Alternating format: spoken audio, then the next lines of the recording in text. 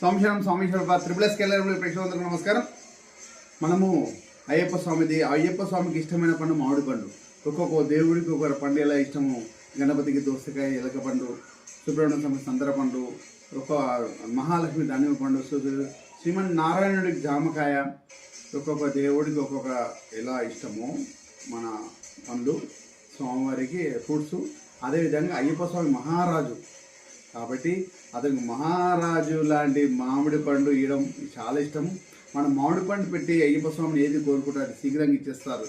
మనకు పెళ్లి యోగం కావాలన్నా, తర్వాత గృహయోగం కావాలన్నా, తర్వాత జాబ్ ఉన్నత స్థాయికి ఎదగాలన్నా, డబ్బు సంపాదించడం కావాలన్నా, ఉద్యోగం కావాలన్నా, ఏ విద్యలో ఉన్నత పొందాలన్నా, ఏది కావాలన్నా స్వామివారికి మామిడి పండు పెట్టి అడిగితే ఇష్టంగా ఇచ్చేది. స్వామి శరణం అంటే చాలా అతనికి అయ్యప్ప స్వామివారు అన్ని ఇచ్చేస్తుంటారు.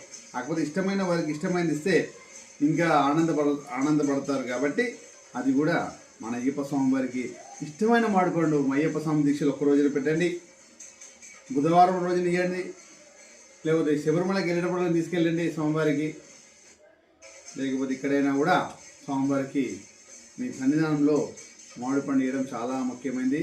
ఈ సీజన్లో దొరకవు, కాకపోతే దొరికించుకొని స్వామివారికి పెట్టడం మహాభాగ్యం. ఆయనకి ఇష్టమైన పండిస్తే అయ్యప్ప స్వామి చాలా ఇష్టంగా మనతోటి అనుగ్రహంగా ఉంటాడు.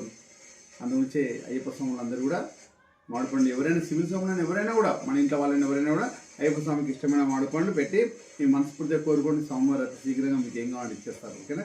మీ అందరూ కూడా అయ్యప్ప స్వామి అనుగ్రహం ప్రతి డబ్బు సంపద యశోనంద ఉండాలని మీ శివనరసింహ తండ్రి స్వామి శరణమయ్యప్ప.